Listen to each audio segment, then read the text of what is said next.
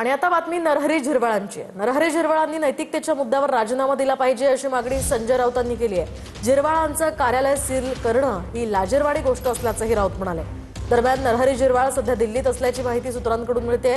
झिरवाळांच्या मंत्रालयातल्या दालनामध्ये लाच घेताना लिपिकाला अटक करण्यात आली होती। मंत्रालयातील एसीबी कारवाईनंतर आता झिरवाळांच्या अडचणीत वाढ झाली आहे। संबंध आढळून आल्यास आपण राजीनामा देऊ अशी ही भूमिका झिरवाळांनी घेतली आहे।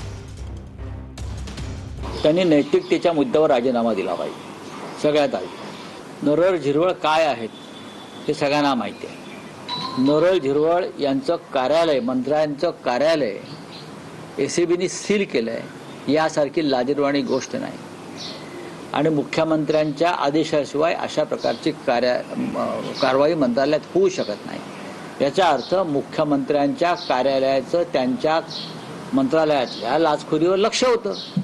ह्याच झिरवाळांच्या काळामध्ये पक्षांतर बंदी कायद्यासंदर्भातले काही विषय पक्षांतराचे त्यांच्यासमोर आले होते आणि काय आहे पडद्यामागे काय घडलं हे आम्हाला माहिती आहे। वळूयात पुढच्या बातमीकडे। आमच्याच मंत्रिमंडळातील नगरविकास खात्यानं नवी मुंबईमधील भूखंड बिल्डरांच्या घशात घालण्याचं काम केलंय असं गणेश नाईकांनी पुन्हा एकदा म्हणत एकनाथ शिंदेंवर निशाणा साधलाय। नवी मुंबईकरांचे भूखंड परत करा अशी सुद्धा मागणी या बैठकीत गणेश नाईकांनी केली आहे। तर नुसतं आदळआपट करून चालणार नाही, भूमिका घ्या असं संजय राऊत यावर म्हणाले। एखाद्या शाळेकरता, रुग्णालयाकरता ते पण दिले गेले नाहीत। ते भूखंड बिल्डर लोकांच्या घशात त्यांच्या दलालांनी घातले। मला या गोष्टीची लाज वाटते की ज्या मंत्रिमंडळामध्ये मी आहे त्या मंत्रिमंडळामधल्या नगरविकास खात्याच्या लोकांनी अशा प्रकारचं कर्मदरिद्रीपणा केला। माझा जर राग जर शांत व्हायची तुमची इच्छा असेल तर त्या ठिकाणी सिडको कडून MIDC कडून नवी मुंबई महापालिकेला विकासाकरता जनतेच्या हिताकरता जे भूखंड देऊ घातल्यात ते लगेच देण्याची व्यवस्था करा।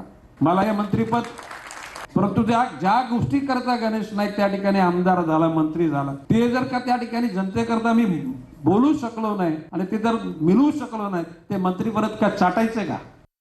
गणेश नाईक हे कॅबिनेट मंत्री आहेत आणि भारतीय जनता पक्षाचे मंत्री आहेत। ते ज्या भागातून निवडून येतात किंवा ते ज्या भागाचे नेतृत्व करतात तिथे जर असं काही बेकायदेशीर भ्रष्ट मार्गाने काही कृत्य होत असतील तर कॅबिनेट मंत्र्यांनी नुसतं आदळापट आणि आपटापट करून चालत नाही, त्याने एक भूमिका घ्यावी लागते।